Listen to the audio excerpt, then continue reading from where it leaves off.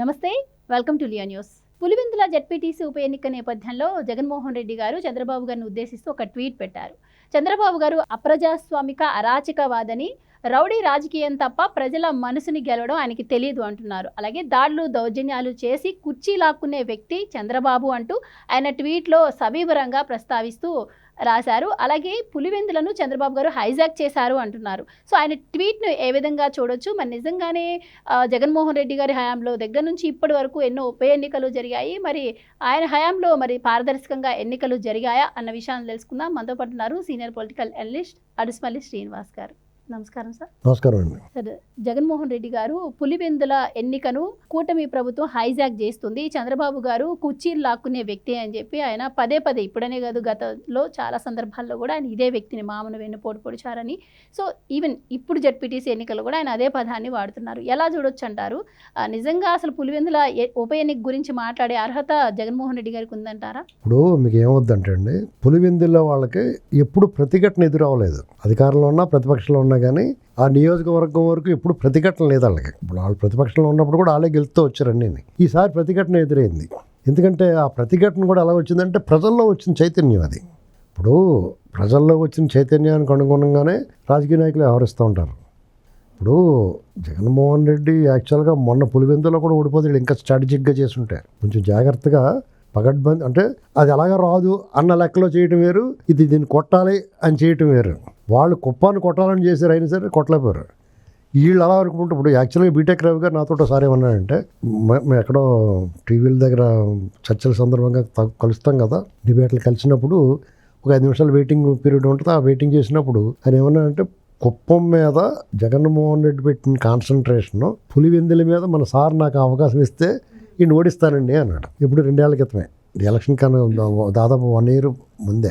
అంటే పార్టీ కూడా ఏం చేద్దంటే, అక్కడ మనం అది ఎంత శ్రమపడినా ఫలితం ఉండదులే అనుకున్న చోట దాని మీద కొంచెం నిర్లక్ష్యం ఉంటుంది. అది పాపం అక్కడ బలి అవుతూ ఉంటారు క్యాండిడేట్ నిలబడ్డవాడు. వాళ్ళకు ఉంటుంది నమ్మకం, వాళ్ళకి తెలుసు ఆను ఫోన్లు ఎక్కడ లోపం ఉంది, ఎక్కడ మనం పట్టుకుంటే పని జరుగుతుంది. దానికి తగ్గ వనరులు, శక్తి సామర్థ్యాలు, బలం అంతా పార్టీ సమకూర్చాలి. ఆ సమకూర్చినప్పుడు ఏమవుతుందంటే అతను ఒంటరి పోరాటం చేయాల్సి వస్తుంది. అంటే నేను పార్టీని ఏమి విమర్శించట్లేదు, కానీ మరి కుప్పం అలా కాదు కదా, సర్వశక్తులు ఒడ్డారు వాళ్ళు. అక్కడ బాహుబలి చంద్రబాబు గారిని ఏం చేయలేకపోయారు. వాళ్ళు ట్రై చేశారు విపరీతంగా, ఏమాత్రం ఆత్మర్శన కూడా వేస్తారు. ఇక్కడ అసలు ఆ ప్రయత్నమే జరగలేదు అంటున్నాను నేను. ఏదైనా సాధ్యమేనండి, అలాంటిది ఇక్కడ ఆ ప్రయత్నం జరగలేదు. ఆ ప్రయత్నం జరిగితే బాగుండని కోరుకున్నాడు ఆయన వరకు ఆయన యుద్ధం చేశాడు. అప్పుడు ఒకడో లేకపోతే 10 మంది యుద్ధం చేసేదానికి 10,000 మంది సైన్యం వెనకాల వచ్చి చేసిన దానికి తేడా ఉంటుంది కదా. నీ వెనకాల ఏమన్నా కొండలాగా ఎవరన్నా వచ్చి అయ్యాడు 1 లక్ష ఖర్చు పెడితే మనం 10 లక్షలు ఖర్చు పెడదామంటే డిఫరెంట్ కూడా పోతాడు. ఇప్పుడు మొన్న గ్యారెంటీ కూడా వచ్చి జగన్. అయితే సార్, మొన్న జరిగిన సార్వత్రిక ఎన్నికలకేమో అసలు మీకు జనాల్లో మార్పు వీళ్ళు గమనించుకోవాలి. ఎందుకంటే పట్టభద్రుల ఎన్నికలు జరిగినాయి, సార్వత్రిక ఎన్నికల సంవత్సరం ముందు ఎమ్మెల్సీ పట్టభద్రుల ఎమ్మెల్సీ ఎన్నికలు జరిగినాయి. అక్కడ పులివెందులో కూడా వీళ్ళు మెజార్టీ వచ్చింది చదువుకున్న వాళ్ళు. వాళ్ళంతా చదువుకున్న వాళ్ళు అంటే అందరూ ఉన్నత వర్గాలే ఉంటారు కదా, బడుగు బలహీన వర్గాలు, ఎస్సీ ఎస్టీ నుంచే 300 మంది చదువుకున్నారు. ఇప్పుడు ఎక్కువ మంది గ్రాడ్యుయేట్లు ఉంటారు, వాళ్ళే ఓట్లు వేస్తారు ఎక్కువ. మిగతా వాళ్ళు బెంగళూరు గట్ట ఉద్యోగాలకు ఆగి దూరంగా పోయి ఉంటారు. ఏంటంటే అయితే ఇక్కడ మీరు చెప్పినట్టుగా ఈవీఎంల ట్యాంపరింగ్ ఏమీ కాదండి. ఈవీఎంలుగా ఆ అపోహ ఉంది ప్రజల్లో. ఆ అపోహ తొలగించాల్సిన బాధ్యత ఎలక్షన్ కమిషన్ మీద ఉంది. ఇక్కడ ఆంధ్రప్రదేశ్లో కానీ దేశంలో కానీ ఈవీఎంల ట్యాంపరింగ్ జరుగుతుంది అనేటువంటిది ప్రచారం ఉన్నప్పుడు లోపల వీళ్ళు దొంగోట్లతోటి కానిచ్చేస్తున్నారు పని. అన్ని చోట్ల కూడా ఫేక్ ఓటర్స్ ఉంటున్నారు. ఒక్కొక్క ఆంధ్ర అంటే సార్, మీరు అన్నట్టు దొంగోట్లు అన్నారు కదా, ఇప్పుడు పులివెందుల జెడ్పీటీసీ ఎన్నికల్లో కూడా పోలింగ్ బూతులు మార్చడం, అంటే ఓటర్లను కన్ఫ్యూజ్ చేసే ప్రయత్నం చేస్తుంది ప్రభుత్వం అని చెప్పి వైసీపీ ఆరోపిస్తుంది. మీకు అక్కడ ఏం జరుగుతుందంటే, సపోజ్ మీ గ్రామం ఉందండి, ఒక 500-600 ఓట్లు ఉన్నాయి. మీ గ్రామంలో మీరు ఓట్లు వేస్తుంటే మీకు అక్కడ ఒక రకమైన నిఘా ఉంటుంది. ఆ ప్రత్యర్థులు మీకు అక్కడికి వ్యతిరేకంగా ఓటు వేయాలంటే భయం, వాళ్ళు అలాంటి కల్పించిన భయం అలాంటిది. మీరు ఇంకో గ్రామం వెళ్ళి వేసారనుకోండి, మీరు ఎవడానికి తెలదు కదా, ఆ గ్రామస్తులు మిమ్మల్ని ఏమి చేయడానికి ఉండదు కదా. ఆ స్ట్రాటజీ బాగానే అమలు చేస్తున్నారు ఇప్పుడు వీళ్ళు. ఇది అధికార పక్షానికి ఉపయోగపడుతుంది. వాళ్ళు అధికారంలో ఉన్నారు కూడా చేయగలిగారు. కానీ సార్, ఇది అంటే ఈ సార్వత్రిక ఎన్నిక కూడా కేవలం ఇది ఒక ఉప ఎన్నిక, అలా ఊర్లు మార్చడం వల్ల జనాలు అంటే ఓటర్లు ఇంట్రెస్ట్ చూపిస్తారంటారా వెళ్ళి ఓటు? డెఫినెట్గా కొంతమంది ఏం వెళ్తామని అనుకుంటారు, అది కూడా ప్రతిపక్షానికి ఇబ్బంది ఉంటుంది. ఈ ఎన్నికల్లో రకరకాల స్ట్రాటజీలు ఉంటాయండి. అందులో ఆయన ఎలాగన్నా ఓడించాలన్నప్పుడు డెఫినెట్గా రకరకాల విన్యాసాలు చేస్తారు. ప్రజాస్వామ్యబద్ధంగా ఎన్నిక జరగనిచ్చాడా జగన్మోహన్ రెడ్డి? ఇప్పుడు కూడా జరగనిస్తున్నాడా? 10 ఏళ్ళు పెట్టి కొనుక్కుంటానికి రెడీ అవుతున్నట్టు కొన్ని సంవత్సరాలుగా ఏకగ్రీవం ఏకగ్రీవం అయిపోతున్నప్పుడు నువ్వు కూడా ప్రజాస్వామ్యయుతంగా ఉండి ఎదుటివాడిని ఉండమని అడిగితే మంచిది. నీ మొఖాన్ని పౌడర్ రాసుకుని ఎదుటివాడిని కూడా రాసుకోమంటే బాగుంటుంది. అంతేగాని నీ మొఖాన్ని పౌడర్ రాసుకోకుండా నువ్వేమో నువ్వు జిడ్డు గారుతూ ఉండి ఎదుటివాడిని జిడ్డు గారుతూ ఉన్నాడు అంటే ఎలా కుదురుతుంది? ఇతను ఈ దొంగోట్ల వ్యవహారంలో 2019లో నెగ్గుకుంటూ వచ్చాడు. పని జరిగింది. వాళ్ళు చాలా తెలివిగా ఎలక్షన్ కమిషన్ కూడా సహకరించింది. పై ఉన్న వాళ్ళు అప్పుడు వాళ్ళకి సహకారం ఉన్నారు కాబట్టి మెల్లమెల్లగా అన్ని చోట్ల బాగా చేర్చేశారు. 5 లక్షల ఓట్లు వాళ్ళకి 23 లక్షల ఓట్లు తేడా టీడీపీకిని వైసీపీకిని 2019లో 5 లక్షల దొంగ ఓట్లు వేశారు. మరి అదే గెలిపోతుంది. మొన్నడు ఏం జరిగింది? అదే ధీమాతో నా వైనాట్ 175 అన్నాడు. నాకు అధికారం ఉంది, నా పోలీసులు ఉన్నారు, ఎలక్షన్ కమిషన్ పై వాళ్ళు మాకు ఎంతో కొంత మన దగ్గర తినేసి ఉన్నారు కాబట్టి ఏదో చేస్తారో వీళ్ళు ఎవడ కలిపితే ఏట్లే అనుకున్నాడు. అక్కడ సీన్ రివర్స్ అయింది. చంద్రబాబు గారు ఒక మెట్టు తగ్గి వాళ్ళకి అలా ఒక ఓటు లేకపోయినా కానీ అన్ని సీట్లు ఇచ్చి గెలిపించి మొత్తం మీద వాళ్ళు కలుపుకున్నారు. మీకు ఆటోమేటిక్గా వాళ్ళు ఎలక్షన్ కలుపుకున్న పాపానికి వీళ్ళతో కలిసి కూడా అన్యాయం చేయలేరు కదా, ఎంత దుర్మార్గుడైనా.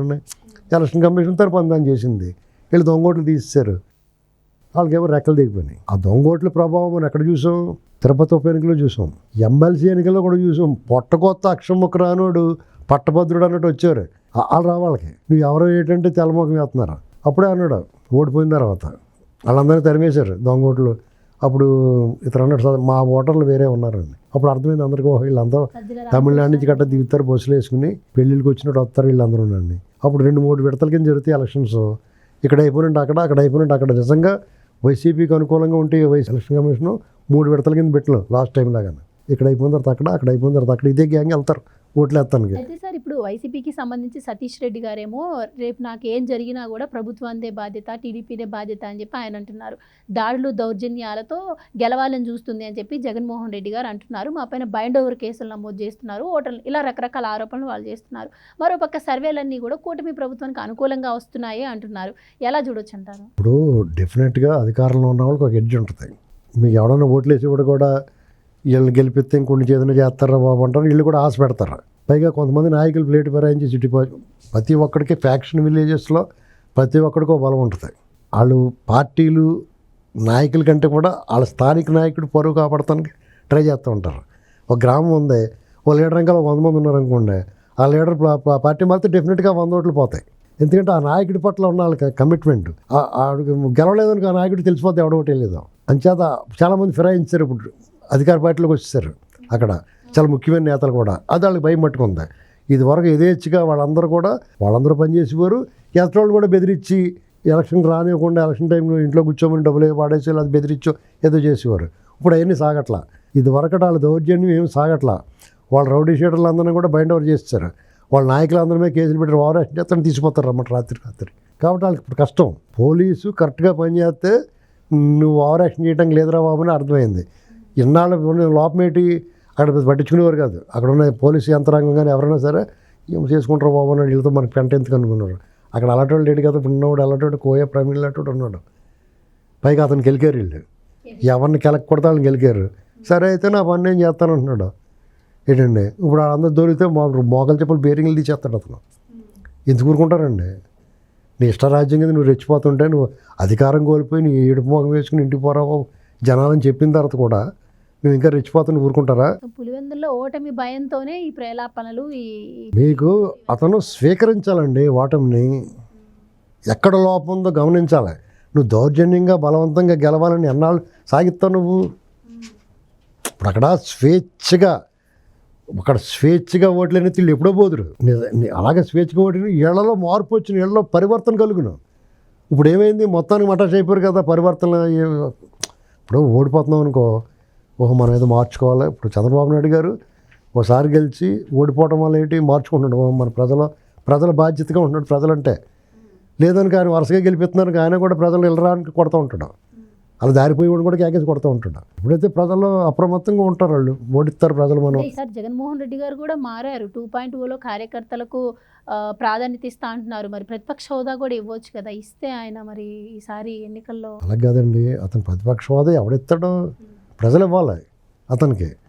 ఇది ఏదైనా ఇప్పుడు ఏదైనా మీటింగ్ వెళ్ళినాడు కుర్చీ లేదని ఇంకో కుర్చీ ఎక్స్ట్రా కుర్చీయో, సినిమా హాల్కి వెళ్తే సీట్లు అయిపోతే కుర్చీ తెచ్చేయటం కుదరదు కదా.